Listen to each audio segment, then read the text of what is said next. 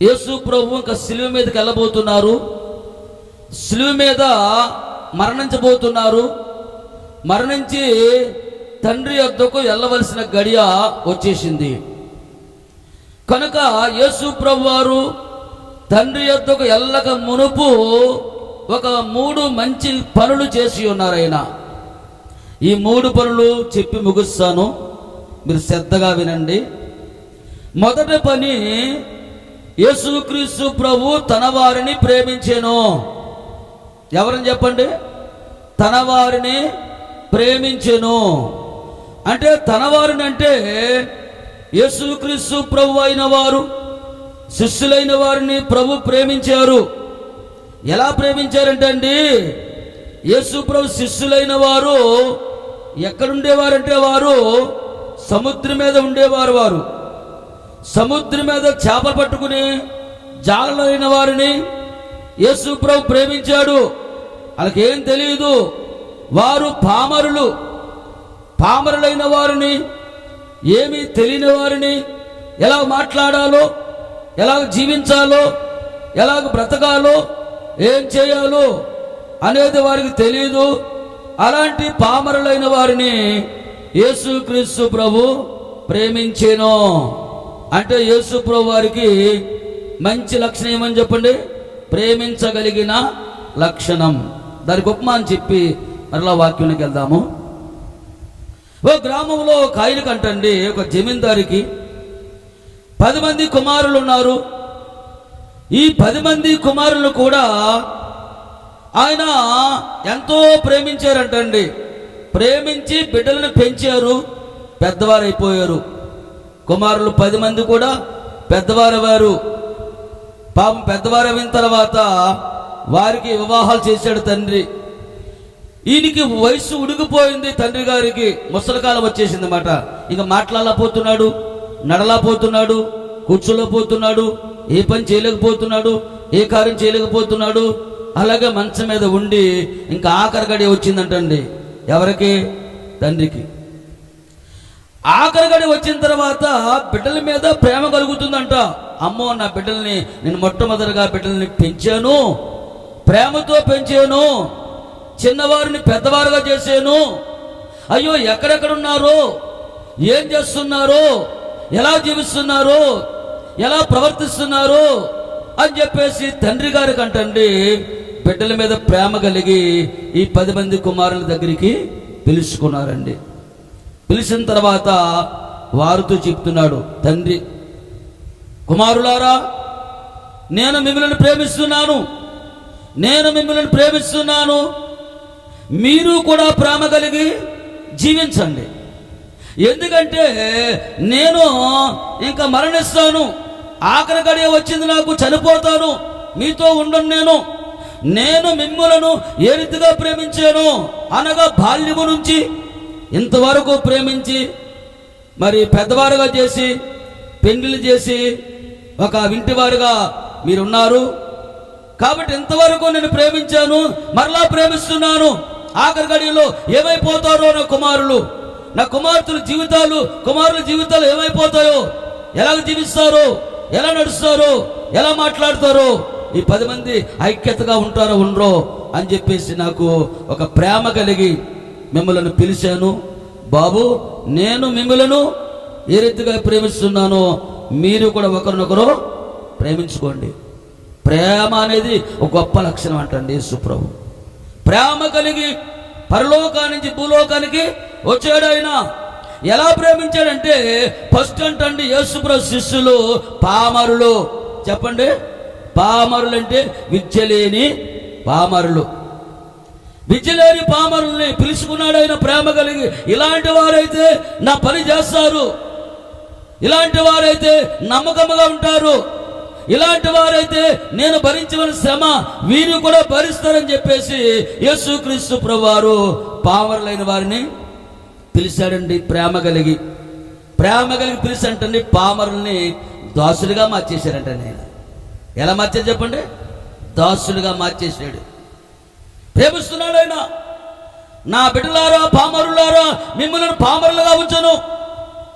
మీరు పిలిస్తే వచ్చారు, నేను మిమ్మల్ని ప్రేమిస్తున్నాను. అని చెప్పేసి యేసుప్రభు అంటండి పామరులైన వారిని దాసులుగా మార్చాడంటండు. ఈ ప్రేమ కలిగి దాసులైన వారిని శిష్యులుగా మార్చాడట, శిష్యులైన వారిని కుమారులుగా మార్చాడట, కుమారులైన వారిని వారసులుగా మార్చాను. ఏం కలిగి? ప్రేమ కలిగది. మన బిడ్డలు కూడా మనం ప్రేమిస్తే వాళ్ళ యొక్క భవిష్యత్తు చూస్తామండి. అలాగే యేసు ప్రభువు కూడా విద్య లేని పామరులను, ఏమీ తెలియని పామరులను, లేక సముద్రములో చేపలు పట్టే జాలలను ఏం చేశాడంటే పామరులను చెప్పండి దాసులుగాను, దాసులైన వారిని శిష్యులుగాను, శిష్యులైన వారిని కుమారులుగాను, కుమారులైన వారిని వారసులుగా మార్చాడు. ఆయన ఏం కలిగి? ప్రేమ కలిగింది. ఆయన ప్రేమకు చల్లారు లేదంటండి. యేసు ప్రభు ప్రేమకు చల్లారు లేదంటండి. చల్లారు లేక ఆఖరి గడి వచ్చింది ఎవరికి? యేసు ప్రభు వారికి. శిలువ మీద వెళ్ళవలసిన గడి వచ్చింది, శిలువ మీద చనిపోవలసిన గడియ వచ్చింది, చనిపోయి సమాజయబడి తండ్రి యొద్దకు వెళ్ళవలసిన గడియ వచ్చాను. ఆ గడియ వచ్చిన తర్వాత యేసు ప్రభు అంటండి 12 మంది శిష్యులైన వారి దగ్గరికి పిలిచాడంటండు. వాక్యం చదువుకుందాం చూడండి. యోహాను సువార్త 13వ అధ్యాయము 1వ వచనం. తాను ఈ లోకము నుండి, ఎక్కడికండి?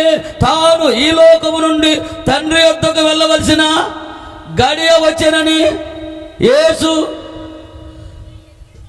పస్కా పండుగకు ముందే ఎరిగిన వాడై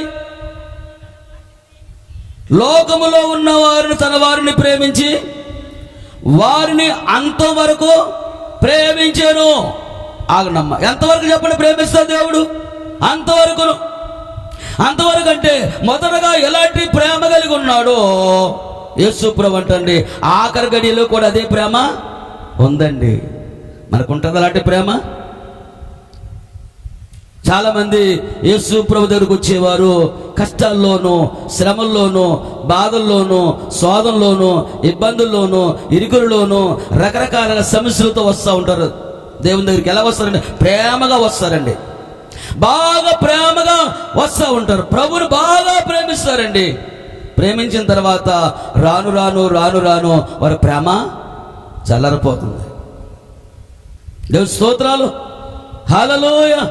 కానీ యేసు ప్రభు ఆయన ప్రేమించేది ఏంటంటే అంతవరకు ప్రేమించాను అని బైబిల్లో రాయబడి ఉంది.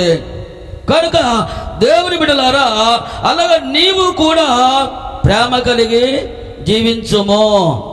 వాక్యం చదువుకుందామండి.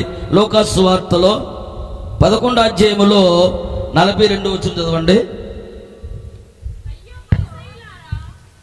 అయ్యో పరిసయ్యులారా, మీరు పుదీనా, సదాప మొదలైన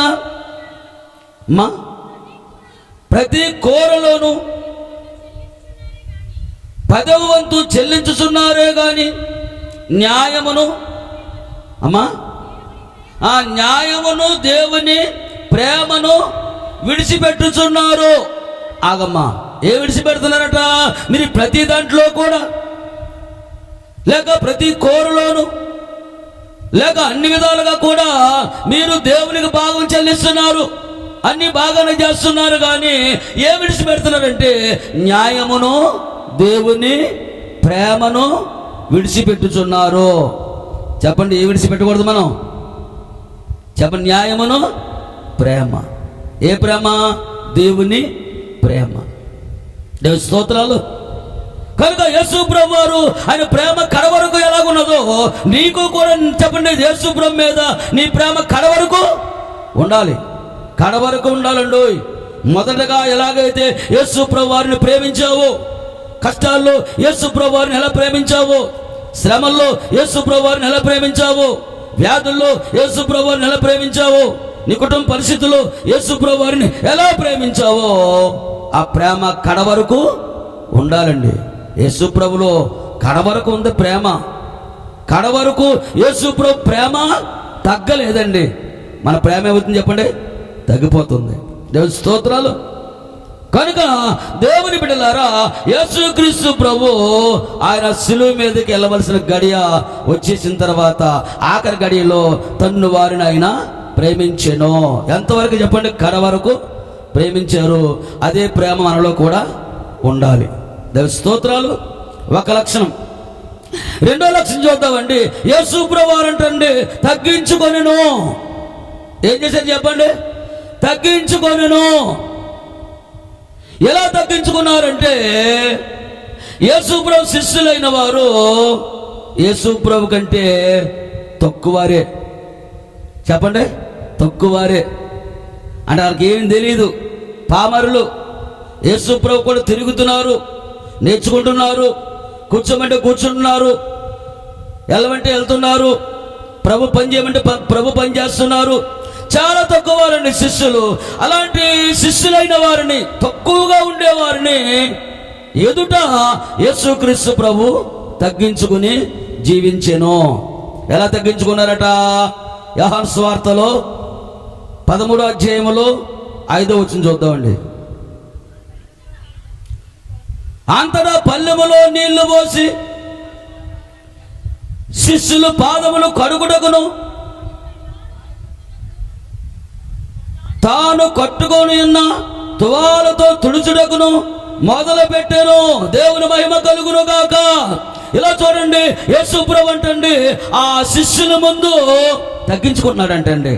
ఎలా తగ్గించుకున్నాడంటే, అయ్యో నా బిడ్డలారా, నేను ఈరోజు తగ్గించుకుంటున్నాను, మీరు కూడా తగ్గించుకుని ఒకరినొకడు తగ్గించుకునే జీవించాలి. ఈరోజు నేను మిమ్మల్ని ప్రేమిస్తున్నాను, మీరు కూడా ఒకరినొకరు ప్రేమించుకోవాలి. ఇదే దైవ లక్షణం, ఇదే నేను మీకు నేర్పుతున్నాను అని చెప్పేసి అంటండి. యేసు ప్రభు అంటండి ఓ పళ్ళెం తీసుకొచ్చి ఆ పళ్ళెములో నీళ్లు పోసి శిష్యులు పాదములు కడుగుట ప్రారంభించెను. సరిగ్గా సీమోను పేతురుకు వచ్చేటప్పుడు, అయ్యా యేసయ్యా ప్రభువా, మీరు నా పాదాలు కడుగుదువా అని ఆయనతో అని నాగమ్మ యేసు ప్రభుతో అంటున్నారట. ఎవరండి? సీమోను పేతురును. అయ్యా మీరు నా పాదములు కడుగుదురా, కానీ మేము అంతటి వారము కాదు, మేము మీ పాదాలే కడగాలి, కానీ మీరు మాత్రం నా పాదాలు కడగకూడదన్నారండి. ఎవరన్నారట ఆ మాట? సీమోను పేతురు కూడా అన్నారన్నమాట. దేవు స్తోత్రం చెప్పండి. హల్లెలూయా, బలో యేసు మహారాజుకే చెప్పండి, బలో యేసు మహారాజుకే. గనుక దేవుని బిడ్డలారా, అలాగా పేతురు అనేటప్పుడు ఏం జరిగిందంటే అక్కడ యేసు ప్రభు అంటండి చాలా బాధపడ్డాడట. ఏం బాధపడ్డాడంటే అండి, ఇదేంటి మీ పాదాలు నేను కడగకపోతే చెప్పండి, నాలో మీకేమీ లేదు, పాలు లేదు. పాలు లేదంటే ఈ పేతురు అన్నాడంటే, అయ్యా పాదములే కాదు కానీ శిరసించే పాదాల వరకు కూడా కడిగేమన్నాడు. దేవుని మహిమ కలుగును గాక. కనుక దేవుని బిడ్డలారా, ఏది ఏమైనా యేసుక్రీస్తు ప్రభు తన శిష్యుల దగ్గర తగ్గించుకునేను. తగ్గించుకున్నవాడు హెచ్చించబడతాడు, హెచ్చించుకున్నవాడు తగ్గించబడతాడటండి. యేసు ప్రభు తగ్గించుకున్నారట. ఎలా తగ్గించుకున్నారంటే, యేసు ప్రభు కంటే బాగా తక్కువలో ఉన్నవారిని 6 దగ్గర యేసు ప్రభు తగ్గించుకున్నారండి. మనం చూడండి ఎక్కడ తగ్గించుకుంటామంటే, బాగా ఎక్కువలో పెద్దవారి దగ్గర, ఉన్నవారి దగ్గర, అన్ని కలిగిన వారి దగ్గర తగ్గించుకుంటాం. మనకంటే చిన్న వాళ్ళ దగ్గర తగ్గించుకుంటామా? తగ్గించుకో. అరే వీడి దగ్గర నేను తగ్గించుకోవటం ఏంటి, వీడికి లోపడటం ఏంటి, లేక వీడి కాళ్ళు కడగటం ఏంటి, వీడిని ప్రేమించడం ఏంటి అని చెప్పేసి మనకంట తక్కువైన వాడి దగ్గర మనము తగ్గించుకోం, కానీ మనకంటే ఎక్కువగా ఉన్నవాడి దగ్గర మనము తగ్గించుకుంటామండి. కనుక యేసుక్రీస్తు ప్రభు ఆయన ఆఖరి గడియలో తగ్గించుకున్నారు. మరి మనం కూడా ఏం చెప్పండి? తగ్గించుకోవాలి. దేవుని వాక్యం చదువుకుందాము. ఒకసారి చూడండి. 1 పేతురు గ్రంథము 5వ అధ్యాయము 6వ వచనం చూద్దామండి.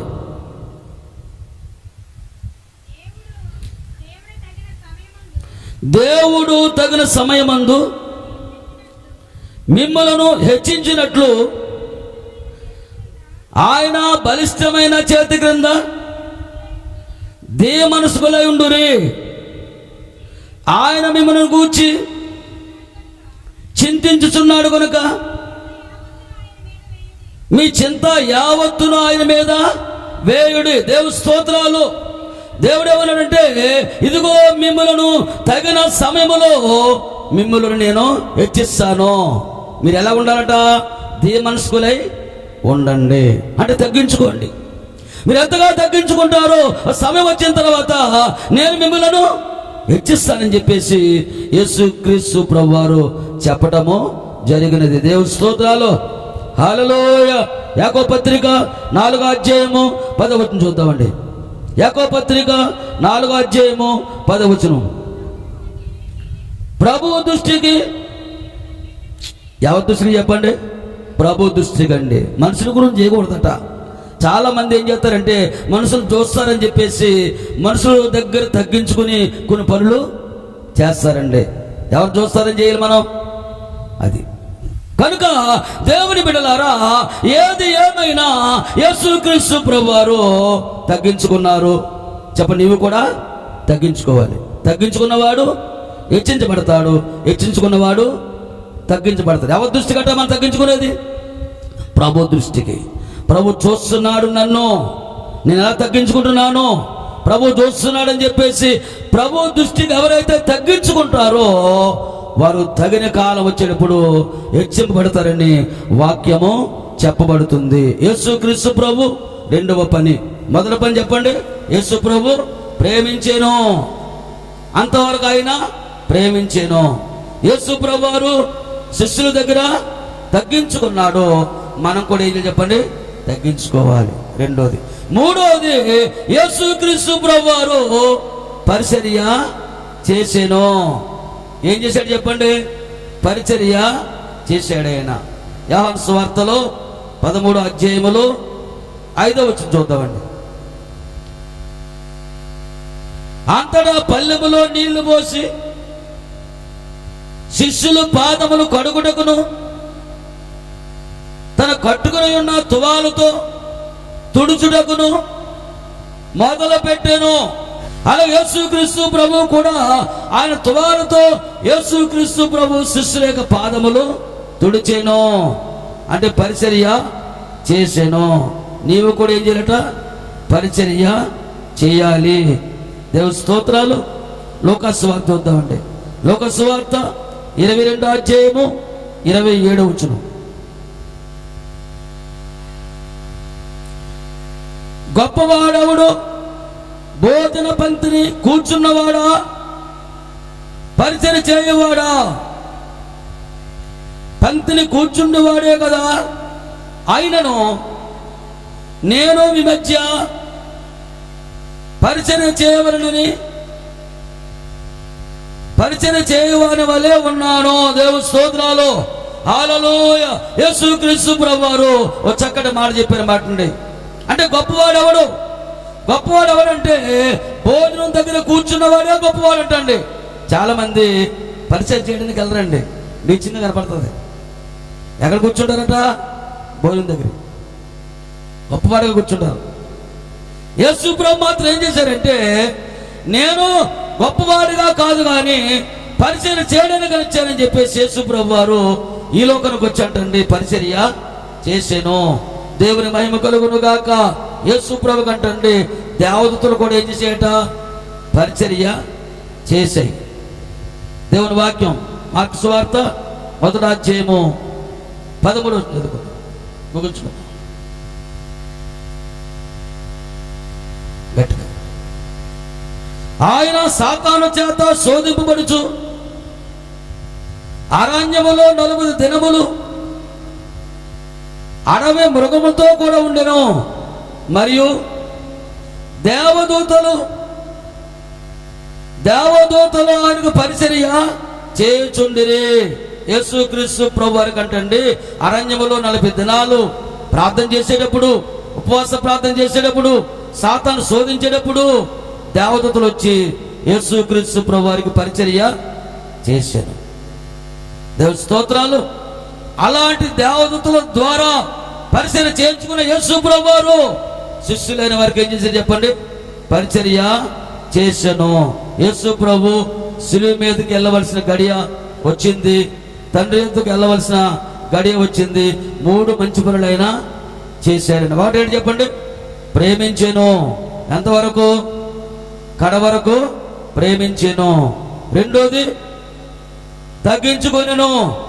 యేసు ప్రభువు వారు తన శిష్యుల దగ్గర తగ్గించుకొని వారికి పాదములు కడిగెను. మూడోది పరిచర్య చేసెను. దేవుని కలుగునుగాక. ఈ మూడు పనులు కూడా మనము చెయ్యాలి. ఏం చేయాలి చెప్పండి? ఎదటి వారిని మనము ప్రేమించాలి. సంఘ బిడ్డలు మనము ప్రేమించాలంటండి. శత్రులైన వారిని మనము ప్రేమించాలి. మనము కూడా. రెండోది మనము తగ్గించుకోవాలి. ఎంతగా నువ్వు తగ్గించుకుంటావో అంతగా నీవు హెచ్చింపడతావు.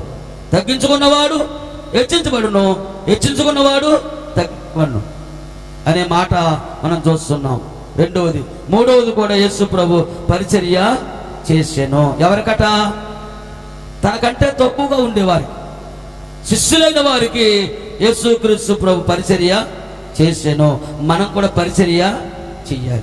అప్పుడే ఒక అంతస్తులోనికి, ఒక అనుభవంలోనికి, పరలోక రాజ్యములోనికి, పరలోక మహిమలోనికి నీవు వెళ్ళగలవు. అటువంటి ధన్యత దేవుడు మీకు ఇచ్చి దీవించునుగాక. ఆమేన్.